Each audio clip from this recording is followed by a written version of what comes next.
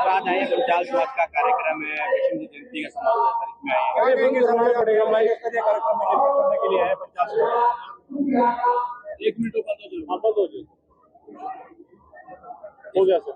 सबसे पहले तो मैं आज देश के यशस्वी प्रधानमंत्री, जन जन के नायक,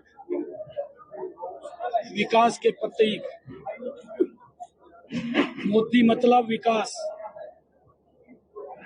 मोदी मतलब गरीब का हिमायती, मोदी मतलब भारत का सम्मान, ऐसा व्यक्तित्व जिसने अपने पिछले 11 वर्षों में बिना रुके, बिना थके भारत को विकास की एक नई दिशा देने का काम किया है। ये आजादी के बाद पहली बार हुआ है। आज भी प्रधानमंत्री जी हरियाणा के लिए 2 बड़ी परियोजनाएं उन्होंने उनका शिलान्यास किया है। एयरपोर्ट से लेकर के बहादुरगढ़ तक जम्मू कटरा रोड को जोड़ने वाला रोड, और एक एयरपोर्ट से लेकर के सोनीपत को जोड़ने वाला रोड, 2 बड़ी परियोजना आज दी है। मैं देश के यशस्वी प्रधानमंत्री मोदी जी का हरियाणा के लोगों की तरफ से तहे दिल से धन्यवाद करता हूं सर। और आज एक नरवाना के अंदर बड़ी रैली थी, और अभी मैं श्रद्धेय भीष्म जी महाराज, जिन्होंने त्याग, तपस्या और कठिन तपस्या करके समाज को एक दिशा देने का काम किया, ऐसे श्रद्धेय भीष्म जी महाराज की आज स्मृति दिवस था। उस स्मृति दिवस पर समाज ने एक भव्य कार्यक्रम का आयोजन यहाँ पर किया है। मैं समाज के सभी पदाधिकारियों को बधाई भी देता हूँ, और हमें ऐसे महापुरुषों के जीवन से संकल्प भी लेना चाहिए जिन्होंने हमें मार्ग दिया है।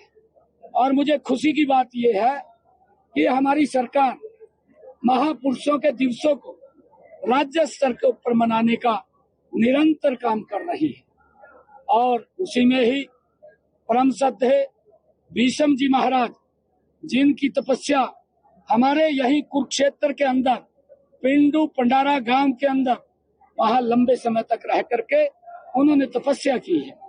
आज मुझे खुशी है कि उनकी स्मृति दिवस पर इतने भव्य कार्यक्रम का आयोजन पंचाल समाज ने किया है। मैं उनको बहुत बहुत बधाई देता हूं, शुभकामनाएं देता हूं। सर, चुनाव आयोग ने आज प्रेस कॉन्फ्रेंस की बाकायदा राहुल गांधी को कहा है कि वो साथियों के साथ बात करें, गलत मनगढ़ंत आरोप न लगाएं, वोट चोरिंग का आरोप न लगाएं। बाकायदा चुनाव आयोग ने प्रेस कॉन्फ्रेंस किया है। देखिए, कांग्रेस पार्टी मानसिक संतुलन खो चुकी है। मैंने कहा है कि वो 55 सालों में जिस गति से देश को आगे बढ़ना चाहिए था या समाज को आगे बढ़ना चाहिए था, वो नहीं बढ़ पाया। गांधी परिवार जरूर बढ़ गया, बाकी नहीं बढ़ा कोई, या उसके नजदीक के बढ़ गए। ये फ्रस्ट्रेशन में है। अब क्या करें, मोदी ने रास्ते बंद कर दिए। ये पहले खाली ताड़ियां बजवाते थे, ताड़ियां बजवा का वोट ले लेते और खाली घोषणा करते थे, और होता कुछ नहीं था। उसमें लीक होकर के भ्रष्टाचार में चला जाता था। इनकी तरफ घुस जाता जाएगा भ्रष्टाचार।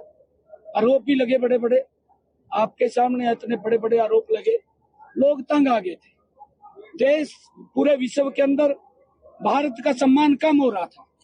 ये कांग्रेस के गलत नीतियों के कारण हो रहा था।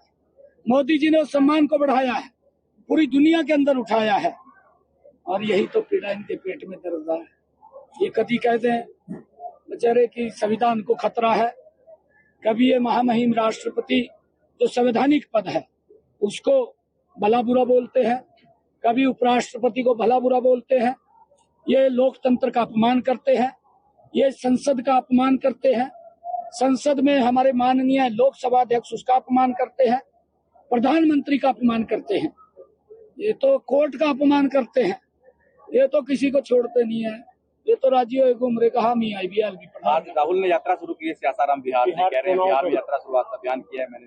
पहले भी निकला हूँ और आज फिर निकल रहा हूँ। नहीं, पहले भी यात्रा शुरू करी थी, सुपड़ा साफ हो गया, वहां भी कर लेगा। सर, दीपेंद्र हुड्डा भी सवाल उठा रहे हैं कि जो बीजेपी है उनके चुनाव आयोग के साथ मिली हुई है और साम वाम दंड भेद और तंत्र मंत्र के शाहबाद आए थे कर रही है। शाहबाद ने बोला क्या कहेंगे?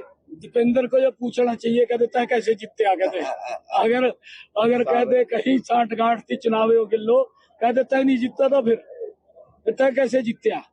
और इनके समय के अंदर किस प्रकार से वोटों का दुरुपयोग होता था, किस प्रकार से ये वोटों को इकट्ठी करके साइड में कर देते थे जीतने वाले की और अपने आप घोषणा करवा देते थे, कहा ये जीत गया।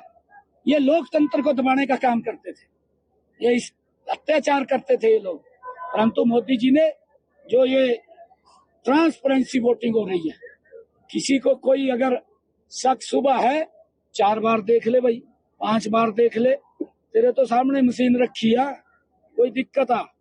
परंतु इस प्रकार के आरोप लगाने ये दुर्भाग्यपूर्ण है और दुर्भाग्यपूर्ण इसलिए है क्योंकि कांग्रेस समाप्त हो चुकी है। अब तो ये समाप्ति की तरफ है, देश ने नकार दिया है, इनका कहीं भी कुछ बटने वाला नहीं है। बिहार के अंदर भी इनका सुपड़ा साफ होने वाला है। लंबे समय से ये बिहार के अंदर नहीं जा पाए, ये तो बेचारे कुछ समाज को तोड़ करके इस प्रकार की बातें करते हैं जिससे थोड़ी बोटी वोटें ये ले लेते हैं, परंतु अब समाज समझ चुका है, वो भी टूटने का काम नहीं करेगा। सर, मनीषा को लेकर एसपी का आपने ट्रांसफर कर दिया, मगर वहाँ पे विपक्ष बार बार हो हल्ला कर रहा है, उसको न्याय नहीं मिला है, जबकि आपने एसपी का वहाँ से ट्रांसफर भी कर दिया है। आज बकायदा दिग्विजय चौटाला के तमाम पार्टी के लोग कह रहे हैं, आपकी पार्टी के जेपी दलाल जा रहे हैं, पर उस बेटी को इंसाफ नहीं मिला। बिल्कुल इंसाफ मिलेगा बेटी को, हमारी बेटी है, वो हमारे परिवार की बेटी है, उसकी जांच चल रही है, जल्दी 1-2 दिन में क्लियर हो जाएगा। मैं ये कहना चाहूंगा कि मनीषा और मनीषा के परिवार को न्याय देना हमारी सरकार का दायित्व है। कोई भी व्यक्ति होगा वो बचेगा नहीं, उसके खिलाफ सख्त कार्रवाई होगी। उसकी जांच चल रही है, जांच के अंदर क्या क्या विषय आते हैं, क्योंकि बहुत सारे विषय आ रहे हैं जिसका मैं अभी जिक्र नहीं करूंगा। मैं एक मिनट की रिपोर्ट ले रहा हूँ, एक मिनट की रिपोर्ट ले रहा हूँ क्या क्या कार्रवाई चल रही है। परंतु उसके अंदर दोषी अगर कोई व्यक्ति फंसेगा या मालूम उसका पड़ेगा तो उसको बख्शा नहीं जाएगा। हमारी पुलिस मुस्तैदी से उसको सर्च कर रही है, जहां जहां भी है, कहीं लोग बैठा भी रखे हैं, जहां जहां वो गई है मनीषा, उन सबको बैठा भी रखा है, या फोन के ऊपर कोई बात हुई है उनको भी बैठाया हुआ है, उनसे पूछताछ चल रही है। और जो भी क्लू निकलेगा, देखिए मामला ऐसा है कि किसी के साथ अन्याय ना हो, दोषी बचे ना, उसके खिलाफ सख्त कार्रवाई हो। और ऐसी कार्रवाई होगी, अगर कोई इसके अंदर दोषी होगा तो वो याद रखेगा कि इस प्रकार का काम करने से पहले 50 बार व्यक्ति सोचे। 22 तारीख से विधानसभा का सत्र शुरू हो रहा है, हरियाणा को कोई बड़ी इसमें दे सकते हैं डिमांड, या कोई बड़ी घोषणा कर सकते हैं सेशन को लेकर, बड़ी उम्मीद है। नहीं, देखिए सेशन है, सेशन में तो कोई घोषणा नहीं होती, घोषणा तो हम जाकर के कर रहे हैं। आज भी कई करोड़ों रुपए की घोषणाएं नरवाना के अंदर हुई है और मैंने लगभग 218 करोड़ रुपए के विकास कार्यों को आज शिलान्यास उद्घाटन भी किए हैं। ये सरकार 3 गुना गति से काम करने वाली सरकार है। Thank you sir.